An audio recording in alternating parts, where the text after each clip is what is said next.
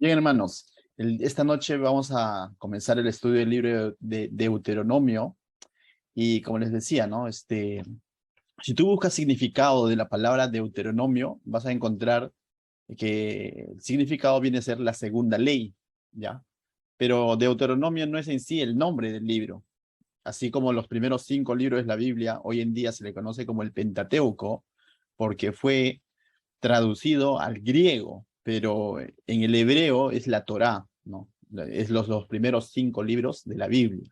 Y por ende, Génesis es su nombre en griego, que significa el inicio, ¿no? Pero en hebreo el nombre correcto es Bereshit, que significa en el principio, que viene a ser las primeras palabras con el que comienza este libro de Génesis. Éxodo eh, significa la salida, pero en el hebreo es Shemot, que significa estos son los nombres, que nosotros podemos justamente ver en las primeras palabras del libro de Éxodo. Levítico hace referencia a la tribu de Leví, ¿no? A la tribu de Leví. Pero el nombre en hebreo es Vayikra, que significa y llamó Jehová, llamó un pueblo santo, y eso es lo que vemos en el libro de Levítico. El libro de Números hace referencia a los censos. Hay 2 censos y hay una serie de conteos, distribuciones en este libro. Pero en hebreo es Bemidbar, ¿no? Que significa en el desierto. Todo esto ocurre en el desierto, ¿no? Entonces, es más, el libro de Números nos narra esos 38 años en el desierto, ¿no? Y en esos 38 años vemos el balance final es que no pasó nada. ¿Por qué? Por la causa de la incredulidad del pueblo. De la misma manera, Deuteronomio, que significa la segunda ley, pero en el hebreo significa Devarim, que es estas son las palabras. Y de eso trata este libro. Estas son las palabras. Va a tratar básicamente de 3 discursos que va a realizar Moisés ya en ese último año, en esas últimas semanas, antes de partir con el Señor y antes de que el pueblo ingrese bajo el liderazgo de Josué. Entonces, básicamente lo que va a hacer Moisés en este libro de Deuteronomio es volver a reenseñar lo que ya había enseñado, volver a dar, y tú vas a decir, pero esto es repetido, y te vas a dar cuenta que como que los que han estado de pronto estudiando Levítico, Éxodo, Números, es decir, esto ya lo sé, y como que está volviendo a repetir. No es una segunda ley, como mal se ha traducido, sino es, estas son las palabras, son las mismas palabras que Dios había dado a su pueblo, pero cuando ellos estaban en el monte Sinaí, 38 años atrás. Ahora, 38 años después, cuando ya están frente a la tierra prometida, Moisés va a volver a repetir los mismos estatutos, las mismas enseñanzas, las mismas leyes. ¿Por qué? Porque ya estamos frente a una nueva generación, ¿no? Los que han estudiado el libro de Números saben que ha habido un cambio de generación. Los mismos que salieron de Egipto no son los mismos que van a entrar a la tierra prometida, son los hijos los que lo mejor que cuando Dios castigó la incredulidad del pueblo ni siquiera nacían, o si habían nacido tenían menos de 20 años, porque toda la generación mayor a 20 años iba a perecer en el desierto, y así fue. Entonces eso lo podemos comprender a la luz del libro de Números. Entonces, ¿de qué trata el libro de Deuteronomio? Es de recordar los mandamientos, la ley, los estatutos, los principios, la palabra de Dios a esta nueva generación que está a punto de ingresar a la tierra prometida. Básicamente es eso, ¿no? Eh, entonces, ¿qué significa Devarim, no? Que significa estas son las palabras. Y así comienza el libro, diciendo estas son las palabras. Pero es una misma palabra, no es una segunda ley, ¿no? Lógicamente en el Pentateuco, que resume estos primeros 5 libros de la Biblia, cuando se fue traducido al griego, le pusieron esos nombres, ¿no? En base a otras características, pero vemos que el hebreo se acerca mucho más a la esencia, ¿no? Bereshit en el principio, Shemot, estos son los nombres en el Éxodo, Vayikra, cómo es que Dios llama a su pueblo a que sea un pueblo santo, Bemidbar, que es en el desierto, el libro de Números, y Devarim, estas son las palabras que vendría a ser el libro de Deuteronomio. Corrobóralo y vas a encontrar justamente estas palabras que te acabo de decir en el principio de cada uno de estos libros. Bien, ahora el autor de este libro, así como ha sido el autor de los 4 libros anteriores, el autor de este libro de Deuteronomio viene a ser Moisés. Vamos a usar la palabra Deuteronomio porque así lo tenemos traducido en nuestras Biblias, ¿correcto? No vamos a aprender tampoco a hablar el hebreo, ¿no? Sino tal como lo tenemos traducido en nuestras Biblias, de la misma manera lo vamos a leer, ¿no? Entonces, el autor de este libro viene a ser Moisés, y una pequeña parte, prácticamente el resumen final, muchos creen que lo hizo Josué. No dice la Biblia que lo hizo Josué, pero muchos creen que hay mayor probabilidad que sea Josué, porque Josué es el que recibía la posta, ¿no? El que está siendo el sucesor de Moisés. ¿Por qué hicimos la parte final? Porque para la parte final, que va a relatar las conclusiones o el resumen final, Moisés ya murió. Entonces la pregunta es, ¿cómo Moisés muerto puede escribir sobre él mismo, no? Es Josué el que tomó el liderazgo quien va a terminar escribiendo este libro, ¿no? Por eso que, pero en términos generales, la autoría se le atribuye a Moisés, la autoría de los primeros 5 libros de la Biblia, que vendría a ser Génesis, Éxodo, Levítico, Números y Deuteronomio, ¿no? Ya. El destinatario, ¿a quién fue escrito? El destinatario inmediato, ¿a quién fue escrito este libro? ¿Fue a quién? A esa nueva generación que va a ingresar a la tierra prometida, ¿de la mano de quién? De Josué. Ellos eran el destinatario, ¿sí? No tanto son personas que han estado en Egipto, sino ya ha ocurrido ese filtro, ¿no? Producto de su incredulidad. Quizás tuvieron una niñez en Egipto, puede ser, porque cuando Dios da esta sentencia, por así decirlo, dijo, ¿no? Los mayores de 20 años no ingresarán por su incredulidad, a excepción de unos nombres que lo vamos a ver también aquí, y a manera de ejercicio, a ver quiénes son esos 2 nombres que se menciona que eran de la antigua generación, pero sí llega a entrar a la tierra prometida. No sé si alguien lo tiene ahí a la mano. Julio César, Curioso. Josué y Caleb. Josué y Caleb. Josué y Caleb, ¿no? Que van a tener una participación incluso importante cuando ingresen a la tierra prometida. ¿Cuál es el propósito de este libro? El propósito básicamente es, la palabra clave es recordar al pueblo de lo que Dios había hecho y de lo que Dios había dicho. ¿Dónde? Lo que Dios había hecho durante todo este tiempo en el desierto, desde que los sacó de Egipto hasta este momento, y de lo que Dios va a hacer, ¿no? Porque también les va a recordar las promesas que Dios ha dado cuando los sacó de Egipto. La promesa que Dios dio no fue llevarlos al desierto, sino llevarlos a la tierra prometida. Entonces, básicamente, el propósito de este libro es recordar lo que Dios ha hecho, lo que Dios ha prometido, y a través de este recordatorio, lo que Moisés va a hacer a través de este libro de Deuteronomio, lo que va a hacer es exhortar a que renueven su compromiso con Dios. ¿Me dejo entender? Cuán importante es también para nosotros constantemente ser exhortados a renovar nuestro compromiso con Dios. Y yo no te estoy diciendo que cuán importante es que recibamos a Cristo a cada rato, sino a renovar nuestro compromiso, porque ese compromiso, esa fe, esa confianza que tenemos en Dios, muchas veces es resquebrajada por los afanes de este mundo. Muchas veces es descuidada por nosotros mismos. Y cuán importante es entonces ser expuestos a la palabra y que la palabra nos exhorte a renovar continuamente nuestro compromiso, nuestra fe con Dios. ¿Te ha pasado? ¿Te ha pasado que de un tiempo atrás de pronto estabas así como con tu primer amor y después pasó un tiempo y de pronto dices como que se me está yendo la llama, ¿no? Entonces es de que muchas veces estamos descuidando nuestro tiempo con Dios o estamos descuidando nuestro tiempo con la palabra. Entonces, mientras más seamos expuestos a la palabra siempre nos va a exhortar a renovar nuestro compromiso con Dios. Entonces, quizás hoy te estás conectando después de tiempo, quizás has dejado de leer la Biblia muchos días, quizás, no sé, yo no sé las circunstancias que tú puedas estar atravesando, ¿no? En relación para tu comunión con Dios.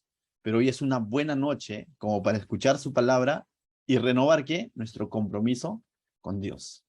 Cuando venimos a la palabra de Dios, ciertamente la palabra se nos expone, ¿no? Siempre va a haber una persona enseñándonos, pero también debemos entender otra realidad paralela, que cuando nosotros nos acercamos a la palabra de Dios, la palabra expone nuestras vidas, expone en el sentido cómo estamos para con Dios. Y esa exposición de cómo estamos para con Dios no es para condenarnos, sino es para decirnos, arrepiéntete, renueva tu compromiso con Dios. Eso es lo mejor que podemos hacer cuando identificamos o cuando la palabra nos muestra que en alguna u otra cosa estamos fallando o estamos haciendo mal. Cuando la palabra te muestra eso, o cuando Dios te muestra a través de su palabra, no te estoy diciendo un sueño, nada de eso, sino a través de la exposición de su palabra, te muestra aspectos de tu vida que no están marchando bien. Entonces, la exhortación, ¿cuál es? Arrepiéntete y renueva tu compromiso con Dios. No es aléjate, mira que entonces tú no le has fallado a Dios, por lo tanto ya no tienes oportunidad. No, sino es que nos volvamos a Dios. Tal como los que quizás han estado en el curso del Apocalipsis, ¿no? Cuando se escribían el mensaje a cada una de las iglesias terminada con un arrepiéntete, arrepiéntete. Y lo mismo nos va a mostrar el libro de Deuteronomio, ¿no? Por algo se le repitió esto a esa nueva generación y nosotros vamos a tener ahora el privilegio de escuchar las mismas enseñanzas que ya hemos escuchado en los libros anteriores, pero qué bueno es que cuando una enseñanza es buena, volverla a escuchar. ¿Alguna vez has comido un cevichito que has dicho, tengo que volverlo a comer? Igual no. Lo mismo tiene que suceder con el mensaje. Erradiquemos de nuestra mente, ya lo escuché, ya no es necesario, entonces me salteo. O sea, tengamos cuidado con eso. Si nosotros hemos identificado que esa enseñanza fue importante, entonces, qué bueno que lo volvamos a repetir y qué bueno que se haya escrito Deuteronomio con enseñanzas que ya están escritas en los libros anteriores, pero lo va a escribir desde una nueva perspectiva, de que renovemos nuestro compromiso con Dios. Ese es el propósito de este estudio, ¿no? Que recordemos lo que Dios ha dicho, lo que Dios ha hecho con su pueblo y que eso nos lleve a nosotros a renovar nuestro compromiso con Dios. El versículo clave de todo el libro, hay muchos versículos que claves, por así decirlo, pero yo escogí uno, ¿no? El capítulo 7, verso 9. ¿Sí? ¿Qué tal si nos adelantamos brevemente al capítulo 7, verso 9? Si lo tienes ahí, amén, o haces un like para leerlo todos juntos. Capítulo 7, verso 9. Mira lo que dice. Conoce pues que Jehová tu Dios es Dios, Dios fiel, que guarda el pacto y la misericordia a los que le aman y guardan sus mandamientos hasta 1000 generaciones. Y es interesante, le está diciendo, conoce pues que Jehová tu Dios es Dios. O sea, y es un Dios con D mayúscula, por no decirlo, es el único Dios. No es un Dios pagano, no es un Dios como existía aquel entonces esos dioses falsos, ¿no? Con D minúscula, sino es el verdadero Dios, el que es, el que era y el que ha de venir, el mismo Dios de Abraham, de Isaac y de Jacob, el mismo. Y dice ahí una palabra clave, Dios fiel. Ese Dios fiel, gracias a la fidelidad de Dios es que este pueblo ahora estaba ahí a puertas de la tierra prometida escuchando este mensaje. No es gracias a la fidelidad de sus padres, porque si fuera por la fidelidad de sus padres, ¿qué hubiera pasado? Si hubiesen quedado todos ahí en el desierto. Es gracias a la fidelidad de Dios que este pueblo está ahí. ¿Esta nueva generación ha fallado a Dios? Sí, lo hemos visto en el libro de Números. Hay 2 tribus y media que dijeron, nosotros nos quedamos aquí nada más. No querían cruzar a la tierra. Incredulidad, conformismo. Esta nueva generación vimos que se juntaron, cayeron en la trampa de Balán, esta nueva generación, y se juntaron con las mujeres moabitas y todo lo demás. Y Dios juzgó y todo lo demás, pero vemos que esta nueva generación también ha cometido errores. Entonces, si esta nueva generación ahora está a puertas de ingresar a la tierra prometida, no es porque sean santos, no es porque sean perfectos, sino es porque Dios ha sido fiel. Es porque Dios dice que guarda el pacto. ¿Cuál es el pacto?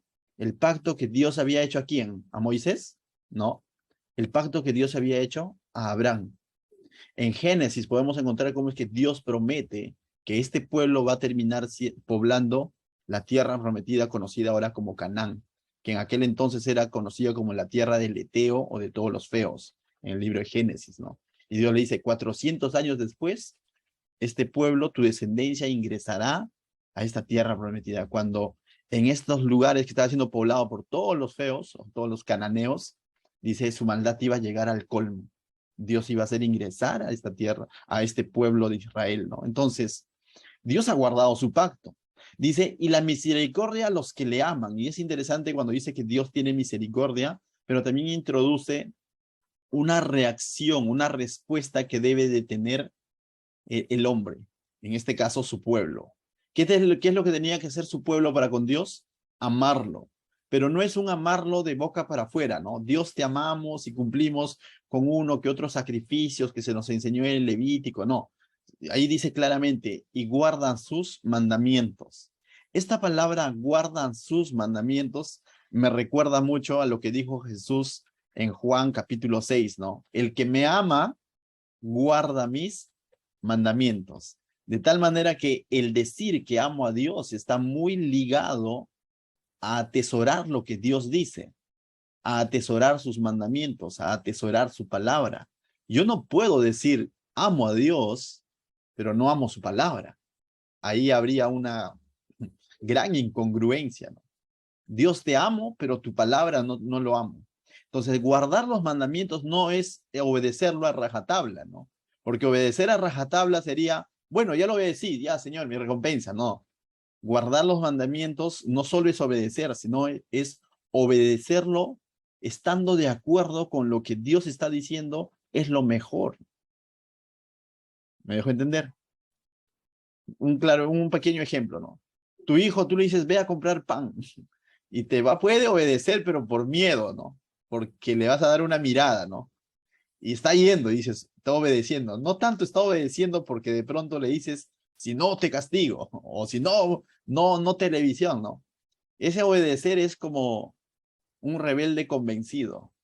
La obediencia bíblica es aquel que hace las cosas porque ha comprendido y está de acuerdo con lo que Dios está diciendo. ¿Me dejo entender? Somos llamados a vivir un cristianismo no por obligación, no porque nos va a venir un castigo, sino porque hemos comprendido que Dios nos ama y que lo que Él dice en su palabra es lo mejor que nos conviene. Y estamos de acuerdo en eso con Dios en su palabra. Y por ende, entonces, guardo sus mandamientos, atesoro sus mandamientos hasta 1000 generaciones, dice, ¿no? Es interesante. Entonces, ese va a ser el versículo clave. Cada enseñanza que veamos, cada uno de los discursos que va a dar Moisés, vamos a ver que siempre va a haber una exhortación a guardar lo que Moisés está diciendo de parte de Dios. Si quisiéramos dividir este libro, que tiene 34 capítulos, lo podríamos dividir en 4 partes. Si deseas, anótalo como para... Del capítulo 1, verso 1, al capítulo 4, verso 43, básicamente vamos a ver el primer discurso de Moisés. Y este primer discurso, lo que Moisés va a hacer va a relatar lo que Dios ha hecho con su pueblo. En este primer discurso, que va del capítulo 1, verso 1, al capítulo 4, verso 43. Del capítulo 4, verso 44, al capítulo 29, verso 1, vamos a ver el segundo discurso de Moisés. Básicamente este libro está lleno de discursos. Es un discurso, básicamente. Entonces, del capítulo 4, verso 44, al capítulo 29, verso 1, vemos el segundo discurso donde va a hablar sobre los principios para una vida santa.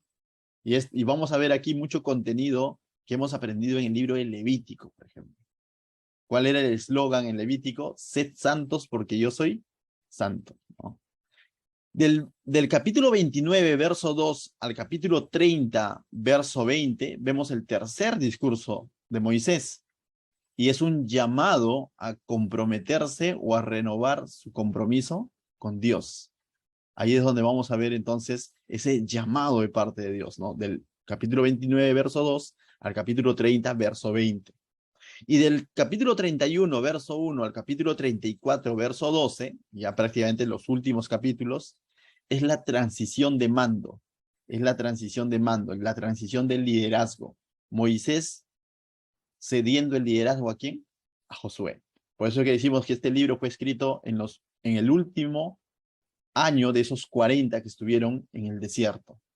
Ya a punto, es los últimos días de Moisés, mejor dicho, escribió este libro, este recordatorio, en sus últimos días. Bien, dato curioso en cuanto a este libro, debe encontrar unos cuantos datos curiosos. Es uno de los libros del Antiguo Testamento más citados en el Nuevo Testamento. Me dejo entender, al igual que Levítico. Es uno de los libros del Antiguo Testamento que es más citado en el Nuevo Testamento. Es más, cuando tú ves citas como donde en el Nuevo Testamento se dice, por ejemplo, la Escritura hacía referencia a estos 5 primeros libros, y en su mayoría a Levítico y a Deuteronomio, porque contienen básicamente preceptos de parte de Dios, ¿correcto? También se cita Génesis, también se cita Éxodo, también se cita Números, pero sobre todo se citaba Levítico y Deuteronomio. Es más, otro dato curioso, el Señor Jesucristo lo citó 3 veces, lo citó muchas veces más, pero 3 veces específicas cuando fue tentado. ¿Se acuerdan la tentación de Jesús? ¿Se acuerdan, no? Que está en Mateo. Cuando el Señor Jesús fue tentado por Satanás, él citó en las 3 ocasiones, ¿se acuerdan que dice escrito está? Ese escrito está en Deuteronomio. Por ejemplo, cuando Satanás lo tentó a usar sus poderes divinos para convertir la piedra en pan, Jesús, ¿qué le respondió? Deuteronomio 8:3, si deseas lo anotas y luego lo lees. Deuteronomio 8:3 dice, no solo de pan vivirá el hombre, mas de todo lo que sale de la boca de Jehová vivirá el hombre. Deuteronomio 8:3. Cuando fue tentado por Satanás para tener a Dios, para tentar a Dios el Padre, para demostrar que a Jesús como el Mesías, antes de su tiempo, Jesús responde, ¿cómo es cuando Satanás lo tienta, ¿no? Cuando Jesús dice, no tentaréis a Jehová vuestro Dios, ¿te acuerdas? Lo tienta, pues no. Entonces, en ese momento, Jesús cita Deuteronomio 6:16, que dice, no tentarás a Jehová vuestro Dios. Cuando Satanás lo tentó a evitar la cruz, diciendo que lo adore, ¿no? La primera tentación fue cuando le dijo, lánzate, ¿no? Del pináculo del templo, ¿acaso Dios no mandará a sus ángeles? ¿Se acuerda? Ahí es donde él le dice, no tentarás a Jehová vuestro Dios. Y la tercera tentación, ¿cuál fue? Cuando Satanás le dice, ¿no? Si tú te inclinas y me adoras, ¿te acuerdas? ¿Qué le dice Jesús? Deuteronomio 6:13, a Jehová tu Dios temerás y a él solo servirás. Esta palabra servirás es sinónimo de adorarás. Entonces, a él solo adorarás. Entonces vemos, si el Señor Jesús hizo uso de estos pasajes, principios, palabras de Dios escritas en Deuteronomio, la pregunta es, si para él fue importante y él lo sabía, ¿no será importante también para nosotros? Claro que sí. Muchas veces el Antiguo Testamento es menospreciado por los cristianos, no por todos, pero hay ciertos cristianos que de pronto, al no comprender que la palabra de Dios es una sola, como que estamos en el tiempo de la gracia, los ha llevado a desmerecer o a olvidar el Antiguo Testamento. Porque no habla sobre ley, habla sobre tal cosas, pero vamos a ver que toda la escritura es inspirada por Dios. Por cierto, es mucho más que importante conocer estos libros o estos primeros 5 libros de la Biblia. ¿Y por qué no decirlo todos los libros de la Biblia? ¿Por qué? Porque la palabra de Dios es una sola. Si el mismo Señor Jesucristo lo conocía, ¿cuánto más nosotros necesitamos también conocer el libro de Deuteronomio? ¿Correcto? Eso era como dato curioso. Ahora sí, vamos a ver una pequeña introducción de este libro. No vamos a tocar todo el capítulo 1, pero vamos a ver esta primera introducción, viendo de verso a verso, tal como nos caracteriza. Verso 1. ¿Qué tal si oramos antes de comenzar? Padre, te doy gracias, Señor, esta noche. Oramos, Señor, para que tú dispongas nuestros corazones a tu palabra, Señor. Haz de nuestros corazones un corazón enseñable, Señor. Un corazón dispuesto a querer aprender y escuchar tu voz, Señor. En el nombre de Jesús. Amén. Bien, hermanos. Comienza diciendo, estas son las palabras. ¿Te das cuenta esa? Estas son las palabras. Eso significa devarim en hebreo. Estas son las palabras. ¿Qué palabras? Las mismas palabras que Dios ya ha dado. No es una segunda ley, sino son las mismas palabras que Dios ya ha dado cuando Moisés estuvo con el pueblo en el monte Horeb o en el monte Sinaí, como querramos llamarle. Cuando estuvieron 38 años atrás o 39 años atrás, ahí en el monte Sinaí, Dios dio su palabra a su pueblo a través de Moisés. Esas mismas palabras es la que Moisés ahora va a enseñar a esta nueva generación. Entonces, ¿Dónde se encontraba Israel para este entonces? Mira lo que dice. Estas son las palabras que habló Moisés a todo Israel a este lado del Jordán. Esa palabra o esa frase a este lado del Jordán nos da a entender que estaban frente a Jericó, frente a la tierra prometida, ¿no? En el desierto, dice, en el Araba, frente al Mar Rojo, ahí está justamente, ¿no? Entre Parán, Tofel, Labán, Eserot y Disaab, dice, ¿no? Entonces, ellos estaban ahí, ¿no? En ese lugar, ¿correcto? Y ahora, Israel para este entonces estaba acampando a este monte, se le conocía como el monte de Moab, ¿correcto? Y es más, vemos que el libro de Números termina justamente cuando ellos se encuentran frente a la tierra prometida en el monte de Moab, ¿no? Entonces, y ahora también nos hace mención que están a este lado del río, están frente a la tierra prometida, ¿no? ¿Había pasado cuánto tiempo? 40 años. Y están a los finales de esos 40 años. Entonces, esto rápidamente nos indica que está hablándole a la nueva generación, a esta generación que va a ingresar a la tierra prometida. Ahora, 40 años es bastante, ¿no? Es un largo viaje. O sea, han pasado muchas cosas en estos 40 años, ¿no? Ha sido difícil, ha sido difícil, desde Egipto hasta este lugar. Pero más adelante vamos a ver que no tomaba más de que 11 o 15 días, no más. Pero ellos han pasado 40 años en el desierto y ahora están a punto de entrar a la tierra prometida. Dice, estas son las palabras que habló Moisés. Como te decía, algunos han malinterpretado y dicen, esta es la segunda ley. No es una segunda ley, es la misma ley, es la misma palabra que Dios había hablado a Moisés. Entonces, lo que Moisés está haciendo básicamente es un recordatorio de lo que Dios ya le ha hablado al pueblo 38 años atrás. ¿Debido a qué? Debido a que justamente está tratando con una nueva generación, ¿no? Ahora, como paréntesis, aprendemos mucho del corazón de Moisés. ¿Por qué? Porque para este punto, Dios ya le había de alguna manera disciplinado a Moisés. ¿Cómo le disciplinó? No tocó su tema de salvación, sino su tema ministerial, ¿no? Allá cuando de pronto en el libro de Números vemos cuando el pueblo tenía sed y pidió sed y Moisés, que era manso, paciente en toda su trayectoria, pero llegó un punto en el que fue ante Dios, le dijo, tu pueblo tiene sed, ¿no? Tu pueblo, y Dios le dice, anda, ve y háblale a la roca y saldrá agua para que mi pueblo pueda beber. ¿Qué hace Moisés? Vuelve ante el pueblo y ¿sabes qué es lo que hace Moisés?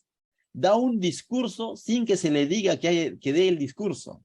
Da un sermón, da una ceremoniada sin que se le diga que lo ceremonia al pueblo.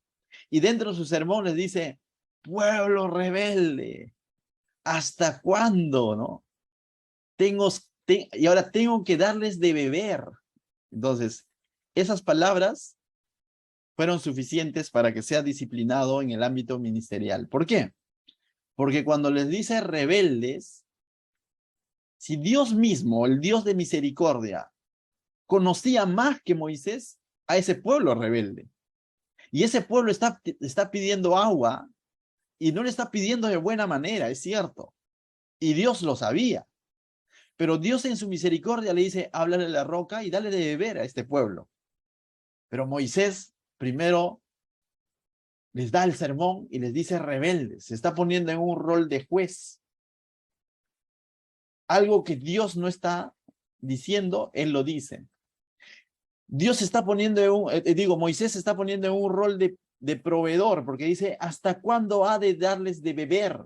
Moisés no era el llamado a dar de beber, sino Dios, a través de la roca, que más adelante Pablo diría, y esa roca es Cristo. Y para cerrar con broche de oro su rebeldía, golpea la roca. Eso le costó para que le diga a Moisésito, por cuanto no me has glorificado como a Dios, por cuanto no me has dado mi lugar, por cuanto no has obedecido, no ingresarás a la tierra prometida. Ven, sube al monte, míralo. Y yo dije, por un lado primero yo decía, qué malo que es Dios, ¿no? O sea, no en el sentido de que en él haya maldad, sino qué estricto que es Dios, ¿no? En ese sentido, ¿no? Qué estricto que es Dios. ¿Por qué no le deja entrar a Moisés, ¿no? O sea, en ese sentido. Pero por otro lado, concluí diciendo, qué misericordioso que es Dios, porque le está permitiendo al menos ver la tierra prometida. Y lo hizo ver y le dijo, esa es la tierra que le daré a esta nueva generación, pero tú no vas a entrar, salúdala. Y lo hizo saludar. Aprendemos del corazón de Moisés, ¿sabes por qué? Porque Moisés se pudo haber desanimado y bajoneado como muchos de nosotros ante una exhortación o una corrección. ¿Qué es lo que viene muchas veces? Desánimo, ¿no? Y como que... Moisés pudo haber dicho, le he servido por 40 años y ahora al final otros han pecado peor y yo solamente hice esto y pudo haberse justificado y como parte de su reclamo pudo haber dicho, bueno, pues no. Entonces, que Josué se las entienda, que sufre igual que yo, ¿no? Pero ¿qué es lo que hace Moisés cuando Dios le dice, no vas a entrar a la tierra prometida? Mírala acá, salúdala. Moisés le dice, levanta un líder, porque si no tu pueblo estará como oveja sin pastor. Moisés nos muestra su corazón pastoral, porque ya no centra su mirada en él, sino sigue preocupado por el pueblo. Y le dice a Dios, levante un líder para que tu pueblo no esté como oveja sin pastor. ¿Y qué le dice Dios? Ciertamente, o sea, ese líder ya estaba, ya había nacido, ya estaba ahí, cerca a Moisés. ¿Y quién era ese nuevo líder? Josué. Pero sigo admirando a Moisés en el sentido de que ese corazón pastoral, ¿sabes por qué? Porque en sus últimos días, sus últimas semanas, él da estos 3 discursos que están registrados en Deuteronomio. Pudo haber dicho, bueno, pues, que Josué haga su trabajo y que él les recuerde. Al final, Josué también sabe la ley y ha aprendido, ¿no? Vamos a ver si aprendió o no aprendió. No, pero Moisés invierte sus últimos días para seguir haciendo la voluntad de Dios, a pesar de que él sabía de que no iba a ingresar a la tierra prometida. Invierte sus últimos días para seguir exhortando al pueblo. ¿Me va a entender? Es difícil entender esto. ¿Por qué? ¿Qué pasaría si de pronto Dios nos dice, sabes, te quedan pocos días o semanas de vida? ¿Qué es lo que hace normalmente el ser humano? Disfruta todo lo que quiere, por así decirlo, ¿no? Piensa en él mismo, ¿no? Pero ¿qué es lo que debe hacer un cristiano si de pronto ve que sus días se le acortan? La voluntad de Dios. Tratar de dar testimonio de Cristo a lo más que podemos. Hablar de Dios lo más que podemos. Eso es pensar en los que se van a quedar. Si tenemos la confianza que nosotros nos vamos a ir con el Señor, ¿no? Si nuestra confianza está que nos vamos a ir con el Señor, y si de pronto nos viniera una noticia como esa, podría haber razones como para desmoralizarnos y decir, pero ¿por qué tan joven y todavía soy chibolo y todo lo demás? Pero si tenemos nuestra mirada en el Señor, nuestra respuesta debe ser distinta. Señor, quiero enseñar a los que se quedan todo lo que tú me has enseñado. Y algo así está atravesando Moisés. Entonces, esencialmente este libro de Deuteronomio dice, habló Moisés a todo Israel. Esencialmente va a ser una serie de sermones de Moisés a esta nueva generación. Eso es, pues lo hemos dividido en 3 discursos, ¿no? Dice, ¿no? Verso 1, estas son las palabras que habló Moisés a todo Israel a este lado del Jordán en el desierto, ¿no? Entonces es interesante cómo es que Moisés va a volver a dar la misma enseñanza, decíamos, ¿no? Y hay un pasaje en 2 de Pedro, capítulo 1, verso 12, donde Pedro también manifiesta algo similar, ¿no? En cuanto, ya para el cristiano, por así decirlo, ¿no? Para la iglesia, dice. 2 de Pedro, capítulo 1, verso 12, dice, por esto yo no dejaré de recordaros siempre estas cosas, aunque vosotros las sepáis y estéis confirmados en la verdad presente. Pedro hace referencia y dice lo siguiente, ¿no? Aunque sé que ya lo sabes, dice, igual no voy a dejar de recordarte estas cosas. Cuán importante es recordar las cosas, aunque creamos que ya sepamos, aunque creamos que intelectualmente, incluso quizás tú digas, esos pasajes ya lo sé hasta de memoria, pero siempre es importante, ¿no? volver y volver. Si estando en ese trabajo continuo, en ese perseverar en la palabra, muchas veces nos equivocamos o fallamos o caemos, Juan, ¿te imaginas cómo sería si no estuviéramos en eso? Peor. O sea, ¿qué sería, no? O sea, ¿cómo conduciríamos nuestra vida si Dios no hubiese dejado el registro de su palabra o de estos principios? Y si los ha dejado, entonces es porque son importantes. Bien, versos 2 al 4, mira lo que dice, o parte del contexto de esta introducción del libro de Deuteronomio, dice, 11 jornadas hay desde Horeb, camino del monte Seir, hasta Cades Barnea. Y aconteció que a los 40 años, en el mes 11, el primero del mes, Moisés habló a los hijos de Israel conforme a todas las cosas que Jehová había mandado acerca de ellos. Bien, primero el versículo 2 dice, 11 jornadas hay desde Horeb, donde ahora se encuentran. No, Horeb vendría a ser el monte Sinaí, ¿correcto? Donde en un principio estuvieron hace 38 años, cuando los sacó del desierto, los llevó hasta el monte Sinaí en pos de él. Ahí en el monte Sinaí o el monte Horeb es que Dios les da las tablas de la ley, las instrucciones para levantar el tabernáculo, todo eso lo encontramos en el libro de Éxodo, cómo va a hacer la vestimenta y todo, todo. Todo eso se los da cuando ellos están en el monte Horeb o en el monte Sinaí. En ese mismo monte también se escribe el libro Levítico o todo lo que registra el libro Levítico, cómo es que van a hacer los sacrificios y todo lo demás. Todo eso ocurrió en el monte Horeb. Pero el libro de Números nos narra que en ese monte Horeb o Sinaí también se hace el primer censo. Y no solo el primer censo, sino la distribución de cómo ellos iban a marchar rumbo a la tierra prometida. Y en el libro de Números vemos cómo es que justamente comienzan esa marcha, ese trayecto, desde este monte Horeb hasta Cades Barnea, donde nos está diciendo acá, hasta este lugar donde justamente vamos a ver de donde ellos envían a sus espías para que vean la tierra prometida y hacen esa inspección. Y entonces, ¿cuánto demoró? Dice, en ir desde el monte Sinaí o monte Horeb hasta Cades Barnea, 11 jornadas. 11 jornadas eran 11 días de camino, no 11 días literales, sino 11 días a la luz del día, mejor dicho. Caminando, por así decirlo, ¿no? 12 horas diarias durante 11 días, podían llegar desde el monte Sinaí hasta Cades Barnea, que prácticamente era un monte donde ellos podían divisar la tierra prometida y desde ahí ellos envían a los espías. Entonces, ingresar a la tierra prometida tomaría unos días más. En total, por eso decimos, no serían más de 15 días que los demoraría ingresar a la tierra prometida. Pero conocemos la historia por el libro de Números. ¿Qué es lo que pasó en Cades Barnea? ¿Cómo es que estos 10 espías van a influenciar? De eso va a hablar más adelante. Pero están ahora en ese lugar, dice.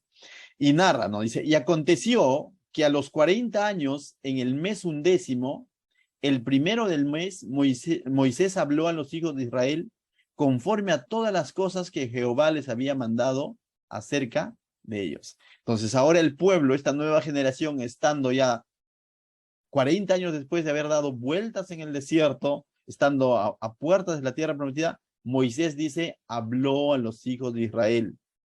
Pero ¿qué es lo que les va a hablar? No es un consejo personal, sino dice, conforme a todas las cosas que Jehová le había mandado acerca de ellos. Lo que Moisés va a hacer es volverles a enseñar los mismos principios a esta nueva generación.